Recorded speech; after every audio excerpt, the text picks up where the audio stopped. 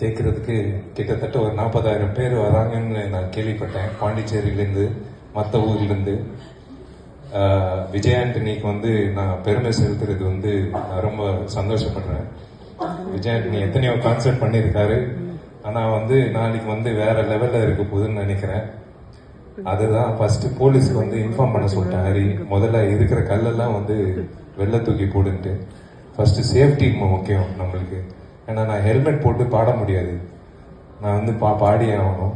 So நாளைக்கு நீ எடுத்த ரிஸ்க்கு ராஜா, பார்க்கலாம் என்ன என்ன நடக்க போகுதுன்னு தெரில. நீ சந்தோஷமா இருக்கணும். நீ சந்தோஷமா இருந்தா நான் சந்தோஷமா இருப்பேன்.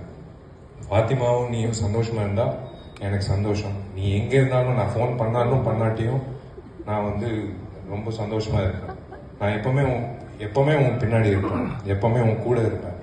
நான் காலேஜ்லேருந்து சொல்லிட்டு இருக்கேன், நீ பெரிய ஆளா வருவ. நீ கஷ்டப்பட்டு வந்திருக்க.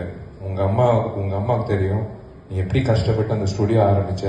ஒரு சின்ன கீபோர்டு வச்சு எப்படி ஆரம்பிச்சு நீ இன்னைக்கு வந்து ஒரு இந்த இண்டஸ்ட்ரியில ஒரு சிறந்த ஹீரோஸ்ல ஒருத்தராக இருந்து மியூசிக் போட்டு எடிட்டிங் பண்ணி சாங் பாடி நான் நடிச்சு உண்மையிலே I am always there behind you.